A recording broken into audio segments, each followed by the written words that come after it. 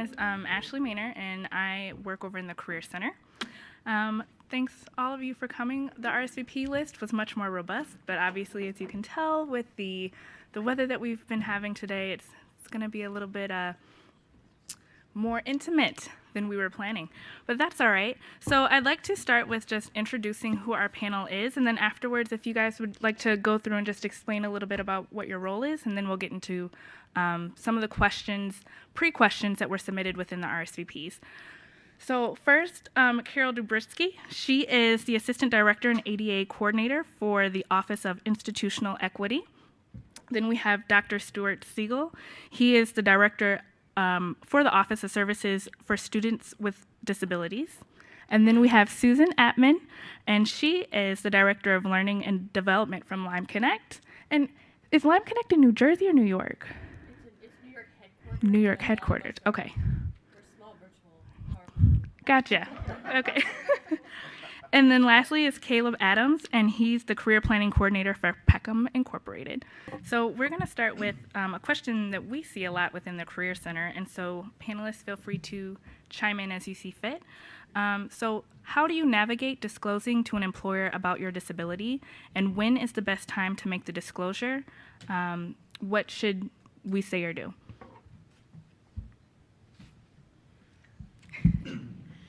Okay, this is Carole. I'm going to start out. When you're applying for a job or when you are working for an employer, the only time you need to disclose your disability is if you need an accommodation. So if you are applying for a position and you have concerns about access for your interview, if you need a sign language interpreter or you're concerned about physical access to the location, there are ways that you can find out that information beforehand, perhaps, that we can talk about that may not actually require your disclosure. So if you were applying at the University of Michigan and you had an interview and you knew you were going to be at KMS building, you might want to call and find out a little bit more about the building, its location, to determine whether or not you're really going to need an accommodation to enter the building and have the interview. Similarly, when you're on the job, the only reason that you should ever disclose your disability, if it's a hidden disability, obviously, is if you need an accommodation. If you begin to experience some barrier that you believe is directly related to your impairment, that's getting in the way of your being able to meet the essential functions of the job, so that you're, and there's no requirement, and in fact, the federal government, the ADA, states that to disclose it up front in a resume or a cover letter opens yourself up to unintentional discrimination. There's no reason to put your disability in a cover letter. There's no reason to put your disability on an application or somehow attempt to refer to it.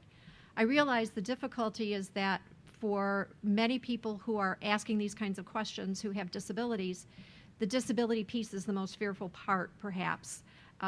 Fear of keeping a secret, fear of being found out, fear of looking different or being regarded as different. But what I hope that the services that are available in the community or here at the university, if you're a university student, would help you find the confidence you have in yourself and in your skills. Because if you're putting your best foot forward as the person that you are with that skill set or that passion, maybe to enter a career that you've been studying for, that's what's going to come across in the interview.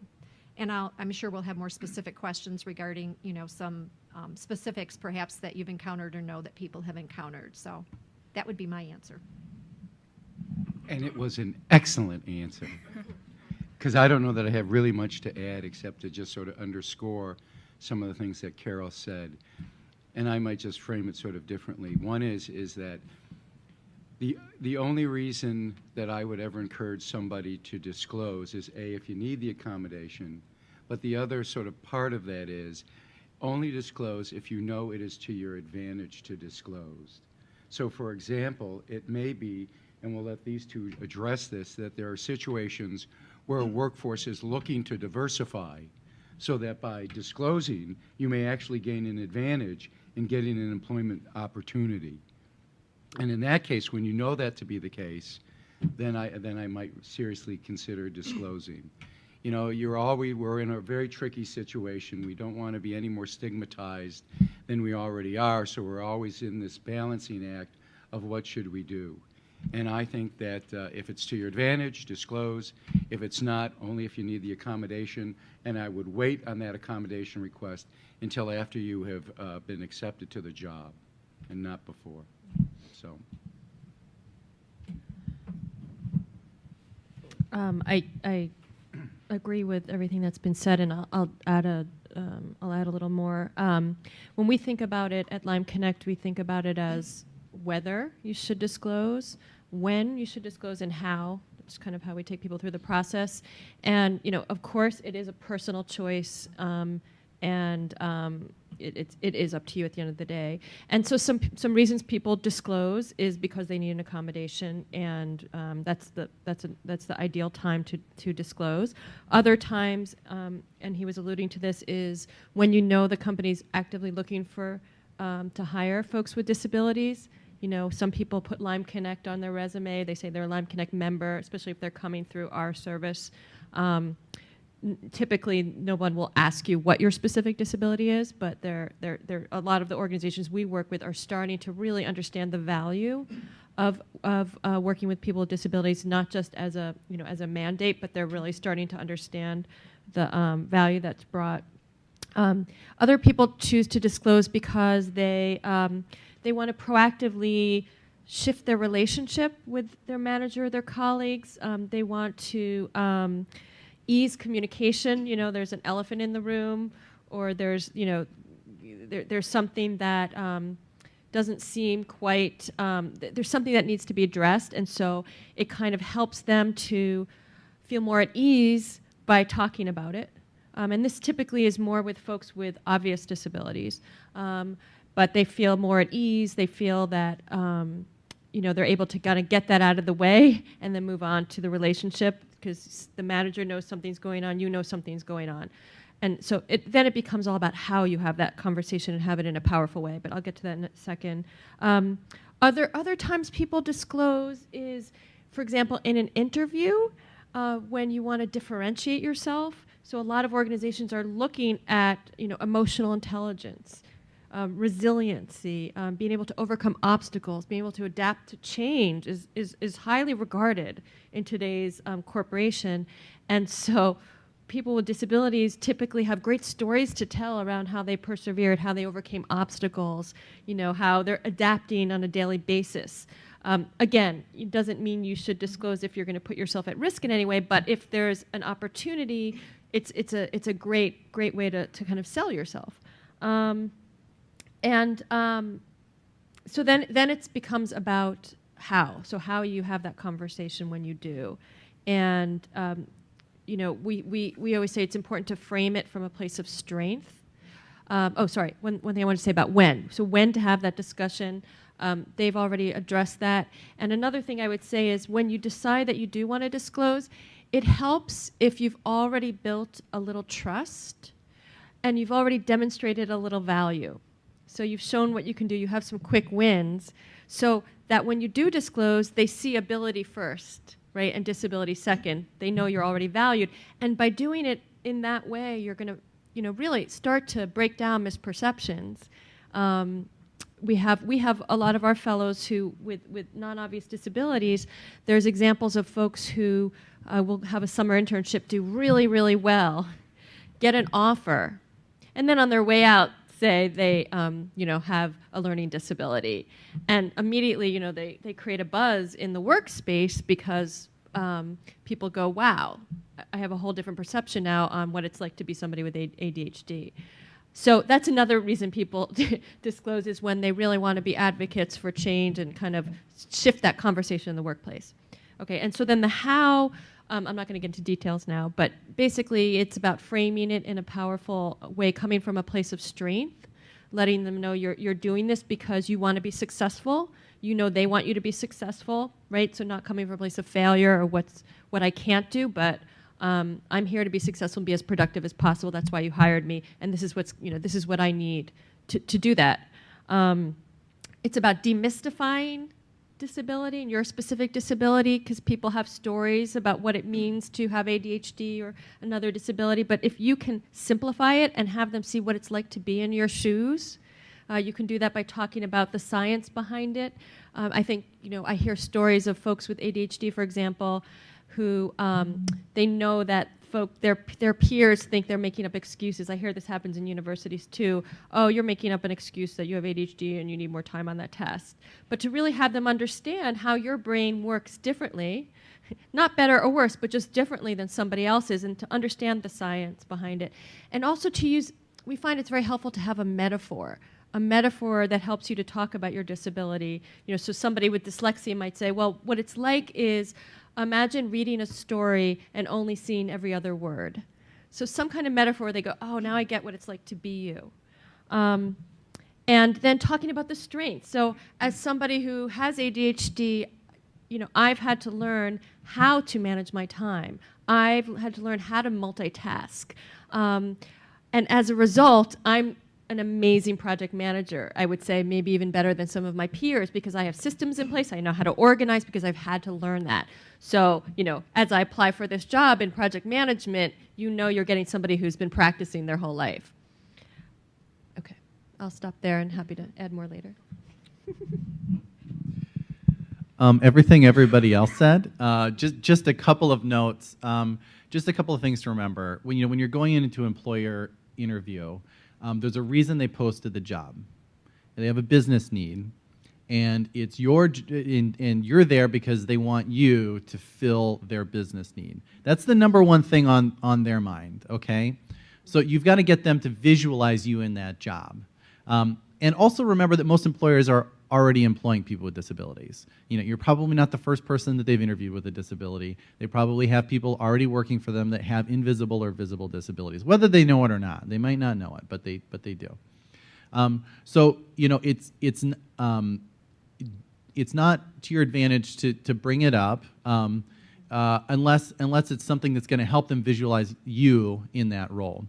Additionally, it's kind of an odd thing to bring up in an employment interview unless it's relevant, because disability is part of diversity.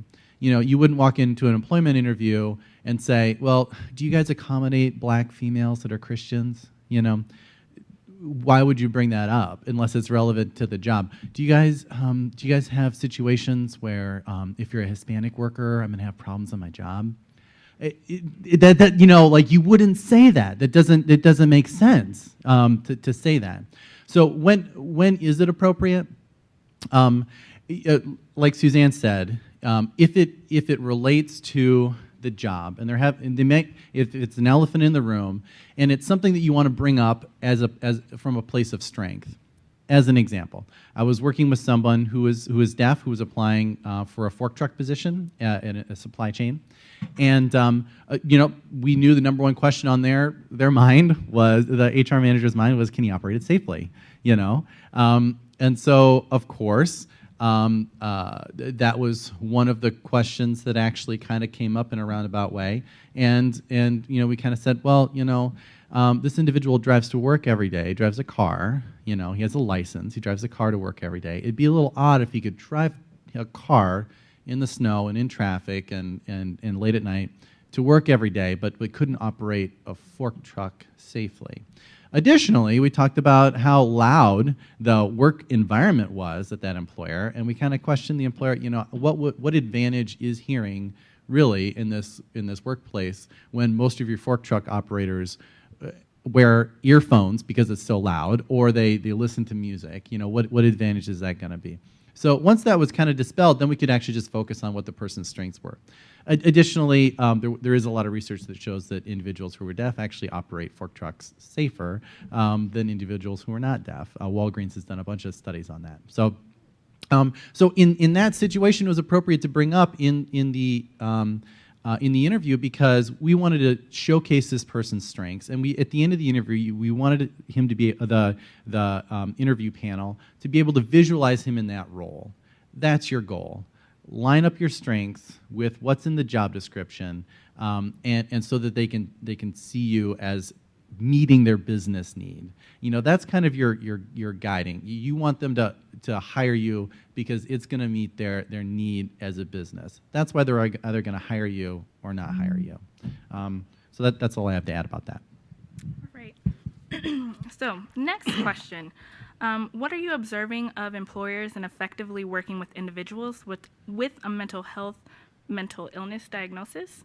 And how do you see employers appropriately accommodating these particular employees with disorders like depression and bipolar 1 and bipolar 2? I guess we're always starting at this end, but that's fine. We'll go with it.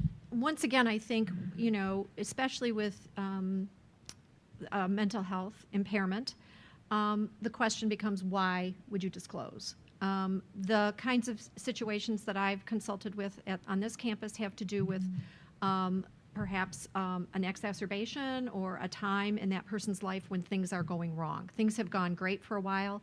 Suddenly, things are not going so great. And in those particular cases where the employee comes to me first for consultation is to, first of all, tag into their treatment team to make sure that they're in treatment and they're getting the assistance they need on this downward spiral they might be experiencing. And that it's always important whenever possible. It's always important whenever possible. There's some disagreement over what you just said. I didn't realize my words were so powerful. It's always important, whenever possible, to be proactive. The situations, because I consult both with employees and I also have managers calling me saying, the manager might call me and say, wow, something's really going on. Mary Jo has been here for 4 years. She's been great. Now she's showing up late. She's got an increased error rate. I'm really concerned because I think something might be going on, but I don't know how to have the conversation with her, to find out what's going on. I don't want to assume she has a disability, but how do I have that conversation that's safe for her to tell me what's going on without me having to go down this disciplinary track? So the counterpoint to that would be when I have a chance to talk to the employee, when things are going sideways, where you're at, whichever employer you're with, the university has a great many resources, but try to use as many of those resources as possible proactively. Having a conversation with your supervisor, even if you're not quite sure what's going on at that point and where it's going to lead, is just to have a sit-down conversation to say, things are just not going right for me right now. You don't have to just even disclose at that point you have a mental health impairment.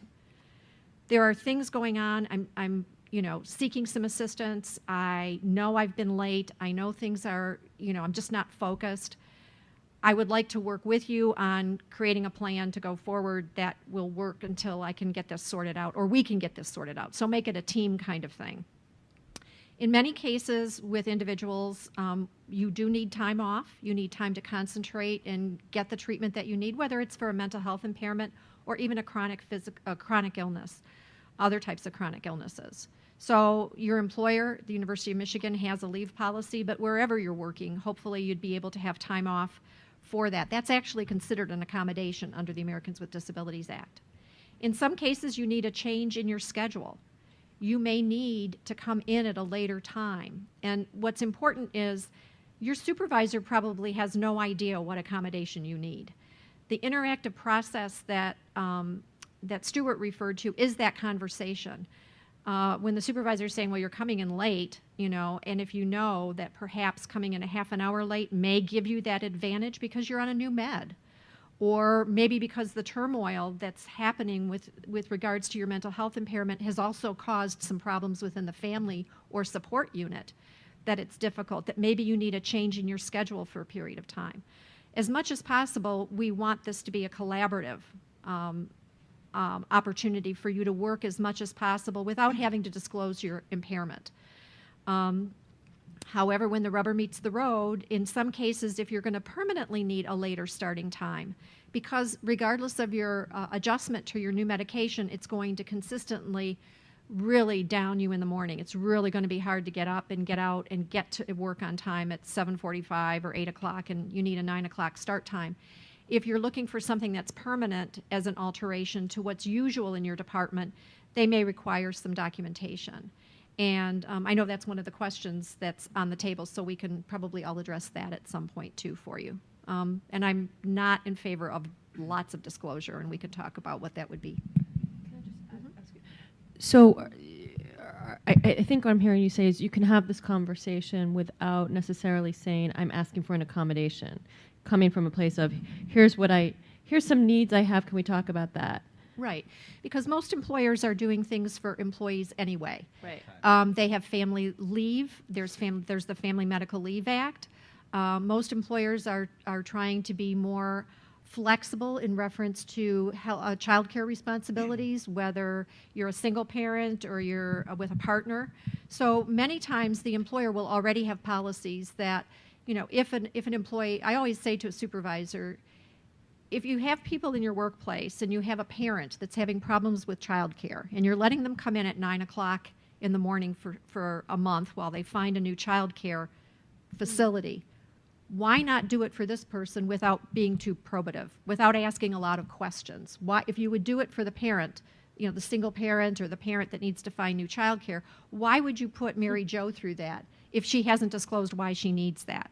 So I'm trying to level the playing field in terms of just an equal opportunity to use the resources that are available through the employer for anyone without getting. Now, if you get into something that's a significant difference, and this works in our hospital when we have to look at different rotational schedules or the mandate to rotate through a nursing schedule, then we may need some additional documentation because we want to make sure that the person with the accommodation who needs the change in schedule gets it, and that everybody doesn't kind of jump on board. So the documentation there becomes important.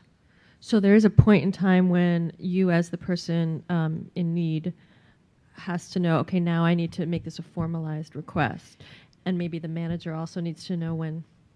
Well, I think each employer is different. One of the things that is unique about Suzanne, about the University of Michigan, is we are decentralized. Mm-hmm. If you were working at Michigan State, right, or you were an employee at Michigan State, it's a very centralized process. So Michigan State has a very centralized process for requesting an accommodation. I'm sure that they do the informal kinds of things for short periods of time, but if you want an accommodation, it's a very centralized process. Here at the University of Michigan, and so your employer is going to have its own personality, its own philosophy regarding these kinds of conversations. If it's a centralized process, you go through the centralized process. But yes, we always encourage here at the University of Michigan. Sometimes it works because we're a big university. We have 40,000 staff. We have 40,000 students. We have a major hospital. We'd like all of our supervisors to have that open conversation. Not all of them do. But yes, I don't think there's a need. You in your heart may know that why you need to come in late for the next 6 weeks is because you're having a medication change because of your bipolar disorder. I'm not sure you need to disclose that in the initial conversation if you can get that from your supervisor on a short-term basis through that conversation. I've got some things going on. You see, so yeah. It's a case-by-case basis. And again, just to sort of add to that, the idea is that, and I'll give the student perspective because I don't know as much about the employment perspective, but students ask faculty for accommodations all the time, and they're not disability accommodations. I can talk about the fact that with regards to formal disability accommodations, that SSD has advocated for 50,000 academic accommodations in the past academic year. But the truth is, I also know that probably double, triple, quadruple that amount of accommodations are going on a daily basis. Students have all sorts of issues, and they have all sorts of needs, and faculty may in fact be willing to do that without going through a formalized process. So I think what Carole is saying is, why is it any different in the workplace? Sometimes you need to cut somebody a little slack for whatever reason, and that if it does become more permanent or that there's a bigger need, that's when you may need to get into a more formalized situation.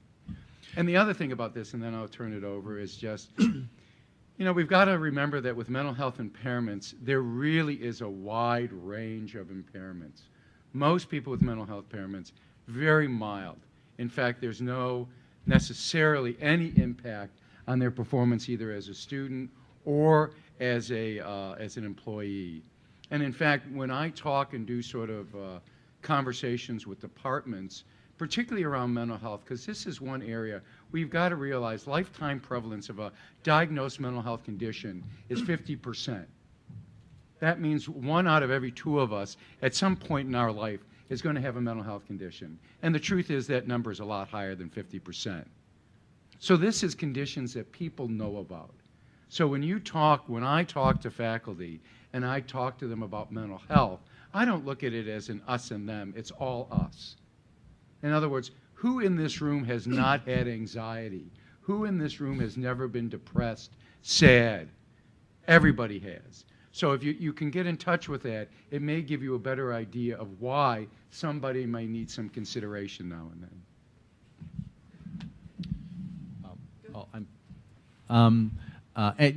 Absolutely. Workplace modifications happen all the time. But if you know what kind of modifications you might need, you're going to want to think about what kind of an employment track you go on as well. Because depending on the employer, there's things that they can accommodate and can't accommodate. All of my employees pretty much have a different start time, have a completely different work schedule, set their own hours, all of that kind of stuff. Because within my department, that works fine. Whereas in my same company, on the supply chain or the manufacturing side, that is not the case. The start time is the start time because the line goes up when it goes up, and trucks come in when they come in, and they go out when they go out. You have to be there, 5-10 minutes early for your shift. You have to be standing on the line or standing at the loading dock when the trucks come in. That's the job. So you want to think about what kind of industry you go into as well, because depending on the industry, they can make completely different accommodations. But yeah, to reiterate what you guys were saying, it's a very understandable thing to need time, to make different accommodations and things like that. But always do it from a place of strength. If you know, I have an employee that is highly productive in the morning. Highly productive in the morning. She comes in early, and actually she just got promoted, so she's not an employee anymore as of this month. But she's highly productive in the morning. In the afternoon, not so much. So she comes in when there's no one around and gets a ton of work done, and then her work kind of tapers off in the afternoon because and that wasn't an ADA request or anything like that. She just said, listen, this is how I get my work done. This works best for me. As a manager, I understand that because she's incredibly productive as a worker. So that works for me. So it's just those conversations with your manager to help them understand what your strengths are and how you're going to get the job done. Because at the end of the day, as a manager, that's what I'm held accountable to, right? That's what I'm thinking about. I got to get this job done. And if you're engaging with me as a manager and helping me understand how that's going to happen, and making me feel comfortable, then great. That's what I need to know. All right.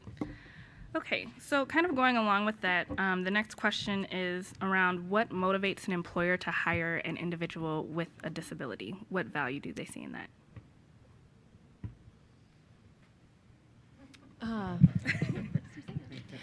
I mean, a lot of, I would say, the top recruiters or people in talent acquisition at some of these big corporations, they very actively recognize that disability is the next wave of diversity.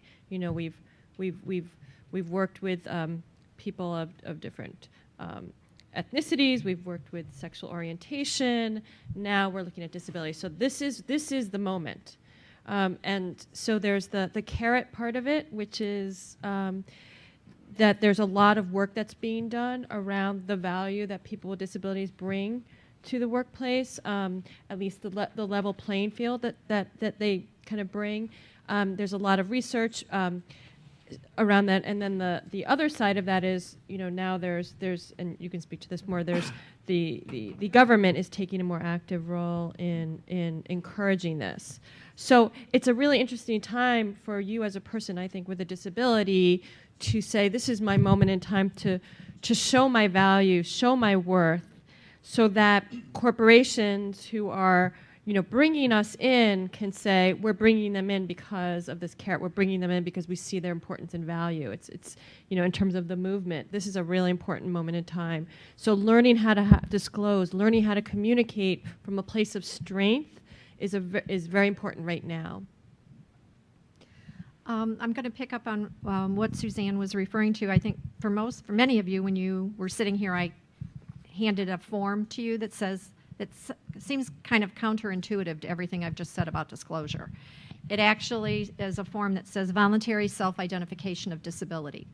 And to build on what Suzanne just said, the U.S. Department of Labor has, for many years, required federal contractors. A federal contractor is any entity that receives federal money.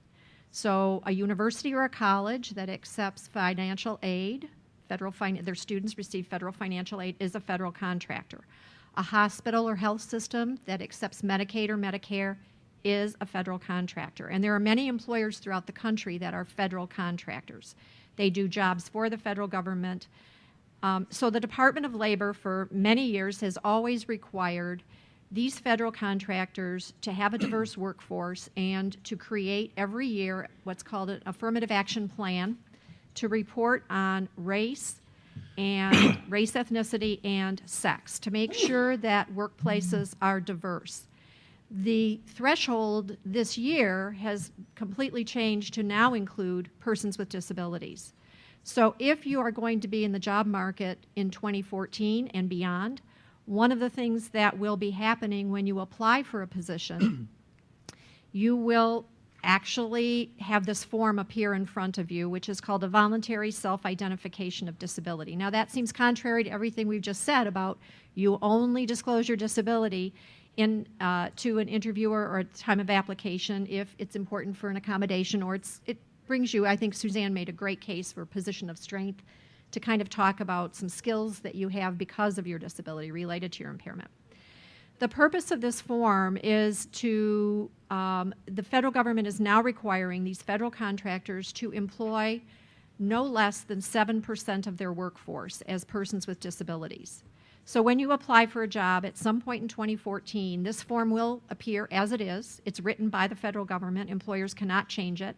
It is a voluntary self-identification. It does not go with your application, however. So, because if it did, it would actually be in violation of the Americans with Disabilities Act. So we have two competing federal agencies here. We have the Americans with Disabilities Act, the Department of Justice. We have the Department of Labor who says, look, we believe, and we've heard for a long time, that disability is part of diversity.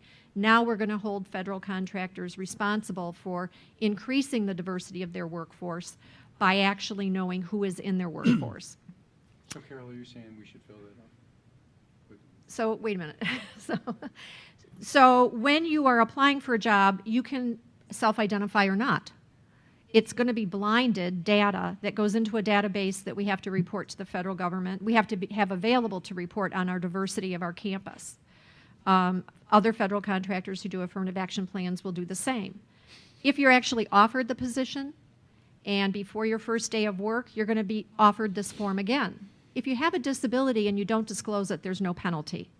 This is totally a way to encourage the other part of what's happening, which is that we are required now as a federal contractor to begin to identify agencies such as Suzanne's to connect with and have connections with so that the students and the people that she's serving with disabilities to try to find employers to apply for jobs, we have a responsibility now as an employer to begin to recruit and identify agencies that serve people with disabilities looking for work. So that if the federal government comes in and says, wait a minute, you're not anywhere near 7% of your population that works here as having people with disabilities, what are your recruitment efforts? Where are you recruiting? You're not getting, you're connected with XYZ, but, they're not referring any people to you for positions. So it's part of a larger recruitment effort to cast a wider net to increase the diversity of our workforce. The other piece that will be happening with all federal contractors is every 5 years, all employees of the federal contractor will be asked to voluntarily self-identify.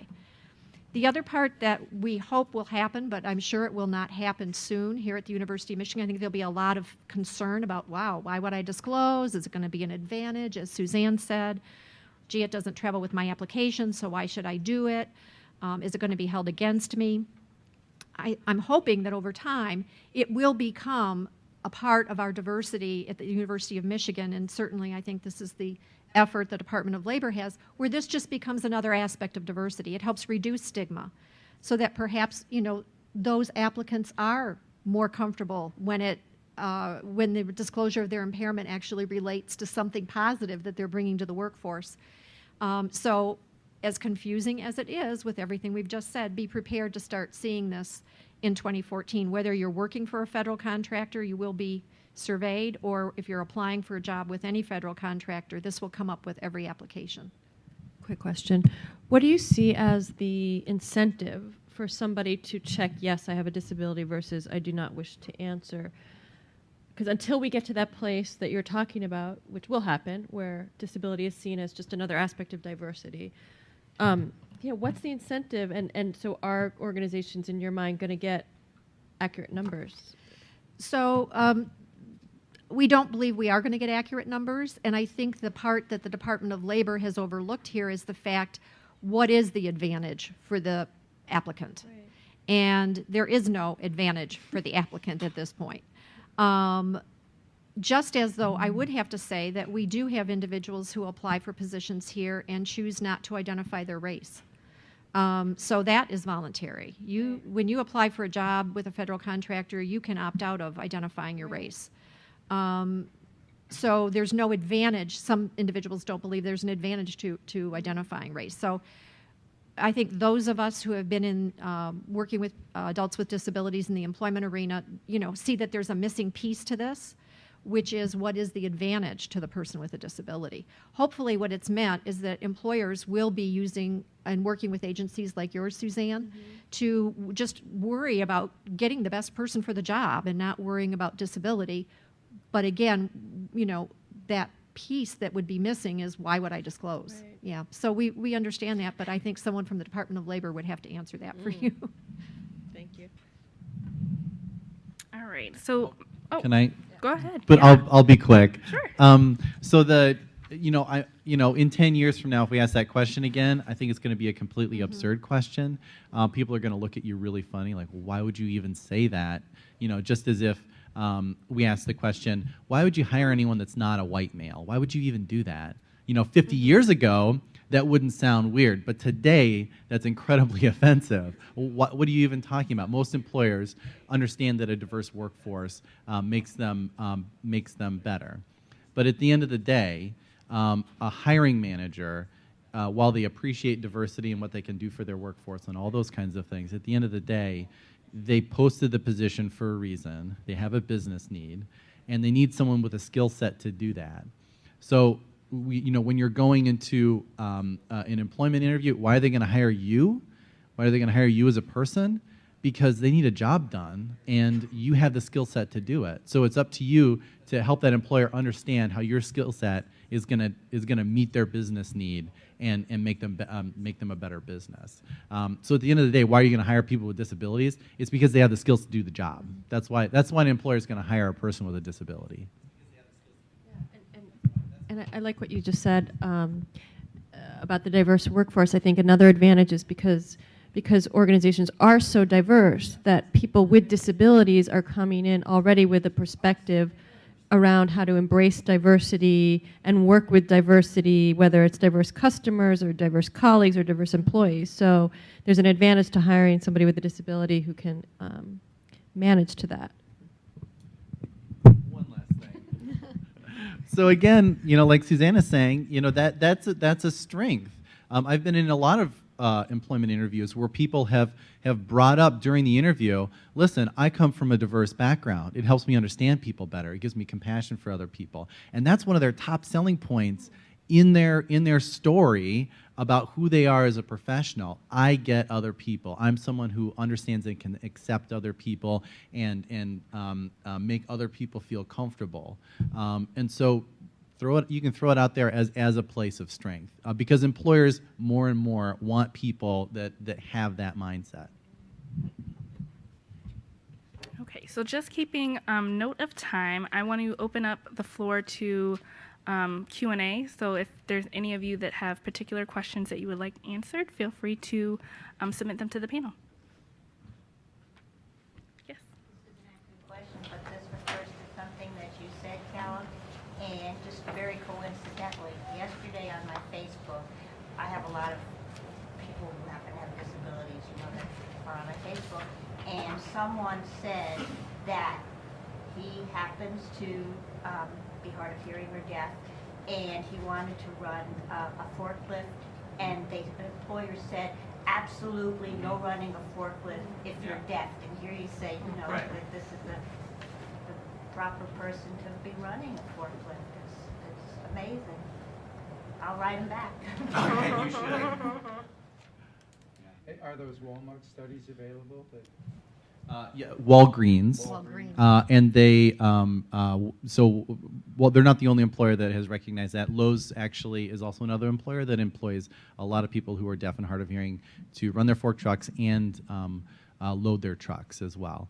And Lowe's actually has, because inside their loading dock, or when you're in the trailer, you can't hear the fire alarm. So like in their Pittston, Pennsylvania distribution facility, they have like little wristbands for everybody so that when the fire alarm goes off, it vibrates, so they know that there's a fire alarm.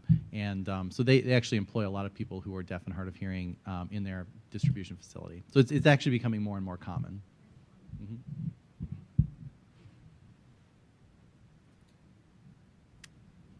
Sure. Yeah, I was thinking that for me in this voluntary form, a reason that I would check yes would be because if I was working for a federal contractor, if they didn't meet their 7%, it would be to my disadvantage for my employer to then have fines or legal proceedings against them or whatever could happen, which would put them in a more precarious financial position. And I would rather work for an organization that was in a more solid financial position.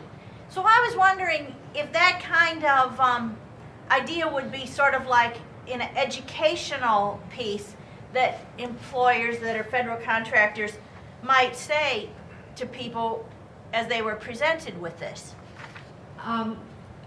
I like what you have to say. The Department of Labor has stated that there are no fines associated with noncompliance, that they do believe this will be a work in progress.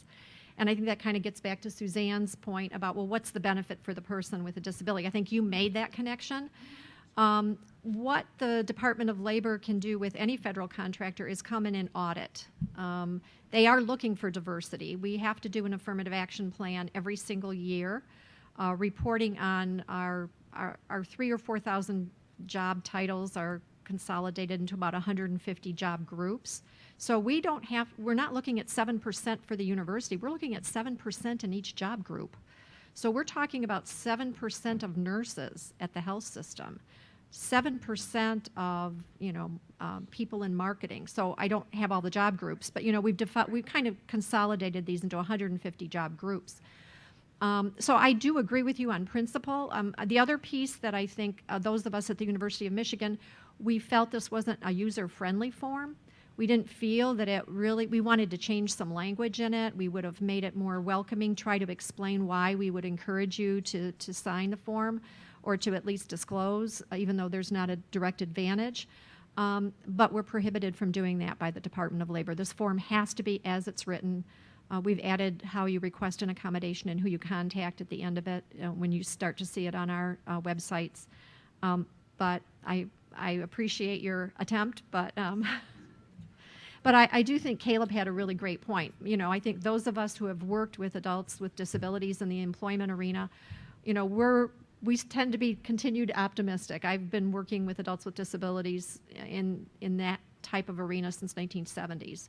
So I remain optimistic, and I, am confident that at some point, maybe sooner than 50 years from now, we won't be questioning diversity. 10 years, yeah. I'm sorry. We won't be looking at disability won't have the stigma that it has today. Yes. All right, I know I missed the first few minutes of this, so if this question has already been answered, I apologize. But would top employer, like the employers for the most competitive jobs out of undergrad, turn down, say, an ADHD student because even though they may be able to do the job, they would guess they wouldn't necessarily excel at the job? compared to their peers that don't have ADHD. Does that make sense? So employers are required, so there's no advantage. I think one of the questions, there's a handout in the back of the room that's, I actually copied from the Equal Employment Opportunity Commission. It's called Your Employment Rights as an Individual with a Disability. So if you disclose your disability and you're qualified for the job, but you're not best qualified, there's no advantage, as Suzanne was pointing out, that the employer has a legal obligation to choose the person with a disability over an equally qualified other candidate. What we would hope, I think what Suzanne was talking about in references to persons, let's say, with ADHD, you're at the top of your game, you've done great in your academic career, you're applying for a position, you're mentioning your ADHD in the interview if it's an advantage, because it brings a skill or a way for you to approach work that is an advantage, that would be an advantage for the employer to hire you. So just to acknowledge your ADHD in the interview, just to come clean or, you know, not have any secrets, that would not be a reason you would want to do it. You would want to do it from a place of strength. Or again, with Suzanne's groups that she works with, these are employers actively looking for people, high performers with disabilities. So she can probably add to that. Can I just add a little follow-up to it? I think in an academic context, at the Career Center, we work with a lot of employers who screen candidates based on GPA. Top employers. And so some students, whether they started in the wrong major and then eventually ended up in the right major, whether they had a health issue one semester, a family crisis, a hidden disability, may or may not, you know, meet that 3.7, 3.8 sort of criteria.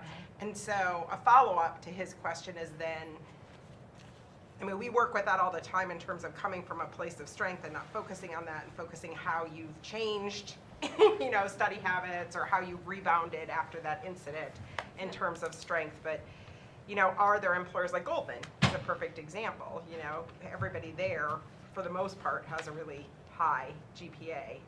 And I don't know how that impacts folks who might have learning disabilities or other things that maybe weren't even diagnosed till they were at college, that may have impacted that overall GPA and their overall ability to compete for that job with the person who hasn't had anything necessarily that they've had to overcome.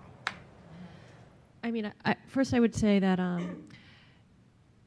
it's hard to speak to a company in general and say Goldman Sachs is like that. So because there's also individuals who are interviewing you, right? And some companies do have these baseline, you know, you must have a minimum GPA. And that's where I think the way you're advising is exactly right. So that's where it's about being very proactive about selling yourself. So in that cover letter, you know, I recognize that my GPA might be lower than others and you have a minimum, but I'd like the opportunity to let you know what my strengths are and how I will excel in this job because of X, Y, and Z. At the end of the day, GPA, you know, I don't believe is a determiner of how I will excel in that job. So, you know, that's where it's working with students to know how to have that conversation powerfully. It does come up a lot. Yeah, and now here's the other thing. Employers are getting used to that because they're seeing that. I mean, it is really common to have a learning disability in the workplace. You know, I'll give you an example. And when you're interviewing, a lot of the time they give you tests, assessments. And so sometimes folks need more time on those because, you know, you want to be successful. We had a network member who was a brilliant consultant, went to a great school, was great with case studies and clients' case studies, but in the actual interview where you have to, in the moment, you know, figure out those case studies right there, he had a hard time as a result of his disability. And so for a couple of years, he didn't disclose, and he didn't do well in his interviews. And so he realized he was shooting himself in the foot. He was, you know, he wasn't going to be successful in the interview. What was the point? So finally, he disclosed, and he did it in a powerful way, and he got some more time, and he got a great job. And what he also discovered through the process is the minute he disclosed it, they're like, oh yeah, people ask for more time all the time. And so there's that, you know, there's those who are who are employing people with disabilities who have this fear of can I talk about it with the person? How do I have that conversation? And then there's those with disabilities who assume sometimes that it's going to be worse. Not all the time, but they assume that. And the thing about ADHD is, and so we had a woman who interviewed, got more time on her test, and then they do the drug test. And in the drug test, forgot what it was called, but it showed a narcotic, a stimulant, right? And so she was panicked. What do? I don't want them to think I take drugs. She told them, I have ADHD, I take this medication, and they go, oh yeah, that happens all the time, we just need a doctor's note. So again, she was all worked up about it, but at the end of the day, it happens quite frequently. The only thing I wanted to add, Suzanne got me thinking about another requirement under this Department of Labor piece. So employers who do testing now are placed under additional scrutiny to make sure that any testing they do pre-employment, that is, to determine if you're eligible, as part of the interview process, that it has to have been evaluated to make sure that it does not unintentionally discriminate against people with disabilities. And I think that's where some of the employers who use that on a regular basis are really going to be challenged, potentially in court. So the ADA has already prohibited that, but I think now with an additional agency looking at a pre-employment kind of screening test or whatever, I believe that's going to be another avenue for people with disabilities who really believe, it's not just an issue of additional time for tests, but the test itself is not a valid and reliable instrument because it unintentionally discriminates against people with certain types of disabilities. So that's another aspect that I think is a good thing that's coming out of the Department of Labor piece. Has that gone into effect? The Department of Labor requirements go into effect March 24th, 2014. Employers have some time to get this form into their system. The university hopes to have ours online by April 1st. So, yes. Carole, in my role at the Career Center, I also work with employers. And I'm sure that many of our larger employers, their legal departments will be aware of this, and it will all sort of channel down just like it does here at the university. But we also work with quite a few employers who may not have those, large established departments and legal counsel. Is there information here at Michigan that's published or information that we could have I don't want to advise an employer, but someplace where I can point them to get more information? Because we have a ton of employers who do pre-employment testing and those types of things. And again, I don't want to be the lawyer or the legal counsel, but to be able to educate them or point them to resources where they could educate themselves to learn more. Right. In terms of what I can do is provide you with the OFCCP, Office of Federal Contract Compliance. That's the Department of Labor entity that has put forth this new regulation, and then it explains everything on their website in a nice Q&A kind of way. So I'll get you that. I'll make sure I send that to you at the Career Center. Can I go back to the question about ADHD? Actually, I'm kind of worried about the way you asked the question, because it was, how do I get an employer to understand that once I'm on the job, I'm not going to perform as well as other people? And that was kind of, well, I'm going to say something really quick, and then if you need to elaborate, do. That kind of worries me, because right now you should be thinking about, what am I the best at? What are my skills?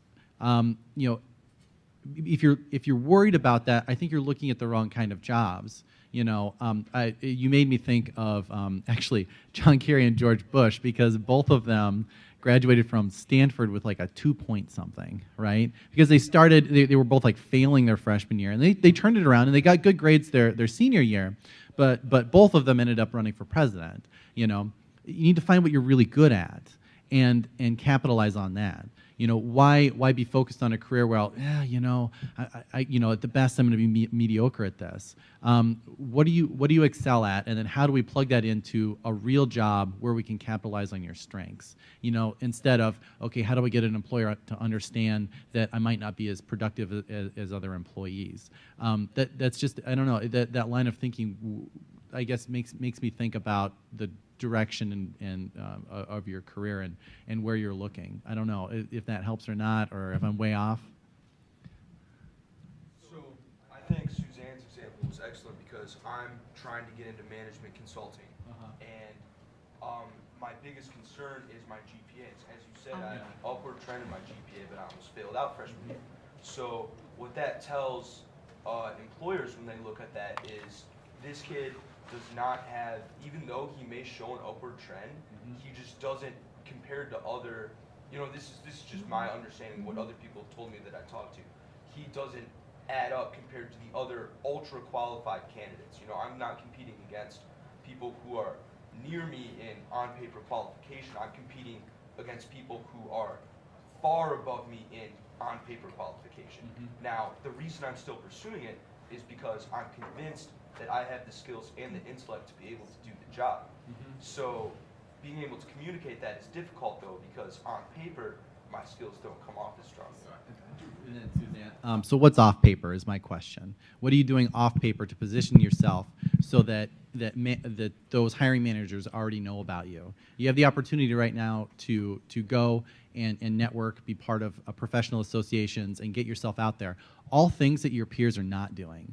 Okay, most college students are not doing that stuff. They're not, you can call up any employer right now and say, hey, I'm a student at U of M, this is my career track, can I come over and talk to you about what your organization does? 9 times out of 10, if it's the right kind of organization, that the hiring manager from 2 years from now or 3 years from now is going to say, yeah, you know what, come by, take a half hour of my time, and we're going to talk. I do this all the time with folks. You can do all the things that 90% of the other students here are not doing, and you can put yourself off paper, you can put yourself miles ahead of everybody else because nobody's taking the time to do that. So if you know on paper you're not going to stack up, there's a million things you can do off paper to put yourself miles ahead of those other candidates because they're not taking the time to do that. Just exactly what he said. You might have to work a little harder and a little more creatively to differentiate yourself. And the other thing is, I think one advantage you have is that this was your freshman year, and right, okay, let's say freshman. But a lot of folks, regardless of whether they have a disability or not, in their freshman year don't do well, you're transitioning to school. So what you want to talk about is what you learned from it. Because if you're going to be a great employee and move up the ladder in organizations and be a great leader, you need to be able to fail, make mistakes, get feedback, and turn that around. That's what they want. People who will take feedback when they make a mistake and say, here's what I'm going to do differently moving forward. So you can turn this into a powerful story of, I transitioning to school was a little hard for me. You don't even have to talk about your ADHD. But here's what I learned. It helped me to learn how to get my study skills in order. It helped me to set higher aspirational goals for myself and get really organized. And so now, I think I get that and how that translates to the workplace. So I'm grateful even that I had that failure. And now I know it's okay to fail. It's what you do with it. So you can turn that into a powerful story. Yep, one last question. So we talked a little bit about making sure you get into the interview and then what to do if they have tests and standardized ways. For myself, I've run into a slight variation of that is the qualification tests they do that aren't standardized in test form. In Google and Amazon, they do a lot of numbers questions, and I'm dyslexic, so if you ask me to do numbers in an interview situation without a calculator, I'm going to make myself look really silly. So in those situations, I think, my dyslexia is actually a strength because it gives me a different perspective and something unique that has helped me in my career. But if I run into that situation, I can walk through my logic, but it's just going to look really bad if I try to do it without a calculator, which is, not a situation you're going to run into in the real workplace. And can you bring you're saying you don't know if you want to bring your calculator and pull it out? Bring my calculator, and even with a calculator, it's just I'm not comfortable doing estimations or numbers, in a live interview setting. Right. But if it's the same thing in a non-live interview setting, you're fine. Yeah. You excel. It sounds like that's something you excel at. Yeah, I'm very analytical, but if you ask me to do simple math, like in my head, it's not going to work out. Right. And so that's what you need to. So one thing I recommend is trying to find out what the interview is going to be like ahead of time. And it is what it is at the end of the day, right? So all you can do is control what you can control. And so one way to possibly control it is to let them know that you're not as comfortable with that. but you want to show them what you're great at. You might even talk about dyslexia because it's so common. It's much more common in the workplace, and talk about all the, the great the great people who have dyslexia in the workplace, and I can name several CEOs who have it. But the other thing is, a place like Google, so that's where you get kind of picky about the companies you go apply for, and a place like Google is going to be much more open to that. I mean, they actively pursue folks with certain disabilities who tend to be better at programming. They're actively pursuing that. So finding a company that is going to be open to it, sharing it from a place of strength, coming with a solution. So if this is the kind of interview we're going to have, it's going to be more difficult for me, but I do want to demonstrate my quantitative skills for you. I have a suggestion. So bringing a solution and having that conversation as they've been sharing. But at the end of the day, it is what it is, and you're going to need an accommodation for that, or a strategy. All right. Well, I just want to thank all of you for coming, and thanking our panelists for coming on such lovely weather occasions today. And hopefully this will be something that we can continue in the future. And Stuart, did you have anything to say? I want to thank the panelists again, but we actually have a more concrete token of our appreciation that I wanted to pass out to our panelists and our moderator. So that's for you. Thank you very much. Carole. Thank you. Thank you.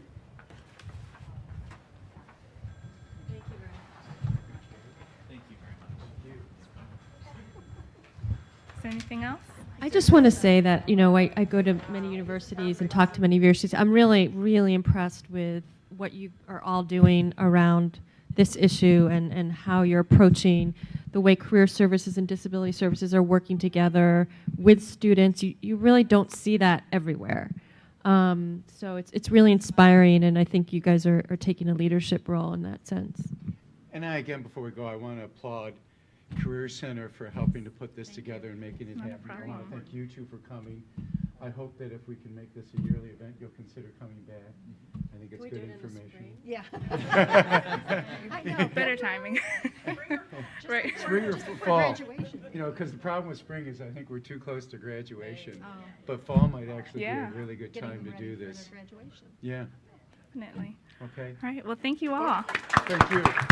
Once again, there are cookies, there are brownies, there are pens, there are memory sticks. Oh, I want a memory stick. Take some. And take the flyers for the rest of the events for the rest of the year. Please let people know, and thank you. If there's any rising juniors who want to hear about our fellowship program, I'm happy to talk about it. And otherwise, everybody should join the Lyme Network.